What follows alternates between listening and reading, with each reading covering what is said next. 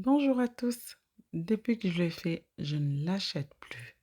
Essayez et vous verrez. J'espère que vous allez tous bien. Je vous retrouve aujourd'hui pour faire de la pizza maison. Il n'y a pas besoin de pétrissage, il n'y a pas besoin d'étaler avec des rouleaux ou voilà. Vraiment, c'est tout simple. Pour ça, j'avais besoin d'un saladier dans lequel j'ai mis 200 millilitres d'eau, j'ai mis de la levure sèche, un sachet de 11 grammes. J'ai mis de la levure sèche, je rajoutais une cuillère à café de sucre pour activer la levure. Je mélange bien. Une fois bien mélangé, je vais rajouter 5 centilitres d'huile végétale. Une fois rajouté, je vais tourner. Ensuite, je vais aller rajouter 300 grammes de farine en deux fois en tamisant directement sur mon mélange. Vous pouvez aussi tamiser votre farine déjà au préalable pour ensuite l'incorporer directement. Mais voilà, moi je préfère faire ça parce que j'avais pas le temps de tamiser au préalable. Donc du coup, ce que je fais, je tamisé au fur et à mesure.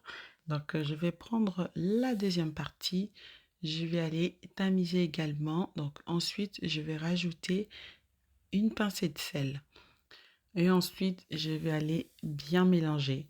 Donc, pour vous faciliter les choses aussi, vous pouvez mélanger avec un fouet. Vu que la pâte n'est pas dure, donc vous pouvez mélanger avec un fouet. Comme je disais tantôt, je mélange bien pour incorporer bien ma farine. Donc, une fois la farine va être bien incorporée, je vais réserver. Donc voilà, chers amis, s'il vous plaît, avant de continuer avec la recette, merci à vous de vous abonner à ma chaîne, de partager la recette, d'activer la cloche de notification pour ne rien manquer. Je vous remercie très sincèrement. Donc pour revenir à la recette, ma pâte elle est faite, je la couvre, je la réserve une demi-heure. Une fois bien réservée, pendant ce temps, je vais aller préparer ma garniture, mais vous faites la garniture de votre choix. Moi, je préparais des lardons, un peu de chorizo, un peu d'oignon vert. Donc voilà, je vais préparer ça et un peu d'oignon pour faire la garniture de ma pizza. Ensuite, je vais aller préparer une plaque allant au four. Je vais prendre ma plaque parce qu'elle est dure dessous. Je vais aller mettre le cercle de ma préparation en pizza. C'est juste pour me donner une idée de la forme. Mais bon, j'aurais pu garder aussi la plaque, faire une pizza rectangulaire. Mais voilà, aujourd'hui, j'ai envie de faire une pizza ronde. Donc voilà, au bout de 30 minutes, je vais récupérer ma pâte. Pour la pâte que je fais, j'ai séparé en deux pour faire deux pizzas. Donc, comme je disais tantôt, la garniture dépendra de vous. Vous pouvez le faire à la viande hachée, au saumon, aux légumes. C'est vous qui décidez. Donc, voilà. Je vais aller ensuite renverser la moitié sur ma plaque. Je vais rajouter un petit peu d'huile d'olive par-dessus, vraiment pour m'aider à bien étaler ma pâte sans que cela puisse m'écoller sur le doigt. Une fois ma pâte bien étalée au diamètre voulu, je vais aller enfourner 10 minutes à 180 degrés pour pré-cuire ma pâte. C'est très important de pré-cuire la pâte. Comme vous avez vu, la pâte est assez liquide. Donc, si vous cuisez directement au-dessus de votre pâte, donc dessous votre garniture, ça ne va pas bien cuire. D'où l'importance de pré-cuire la pâte au moins 10 minutes. Une fois la pâte pré-cuite, je vais la sortir. Je vais étaler ma sauce tomate. La sauce tomate, c'est moi qui ai faite toute seule.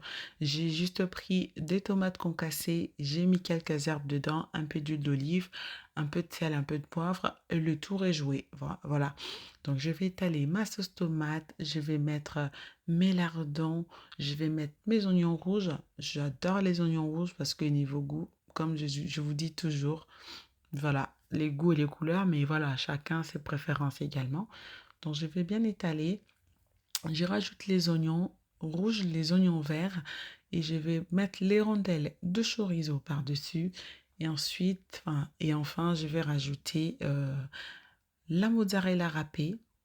Vous pouvez mettre le fromage de votre choix. Vous pouvez mettre du chèvre, vous pouvez mettre fromage à raclette, tartiflette, en tout cas, ou camembert. C'est vous qui décidez de ce que vous faites de votre pizza. Donc moi, je les préfère comme ça, Avec la garniture qui est dessus, je rajoute un peu de mozzarella râpée et quelques olives vertes. Donc voilà, enfin, olives noires plutôt, excusez-moi. Donc voilà, c'est vraiment pour décorer, pour donner plus de couleur. Voilà. Donc je vais rajouter mes olives. Une fois rajouté, je vais le retourner encore au four à 180 degrés toujours pour 15 à 20 minutes.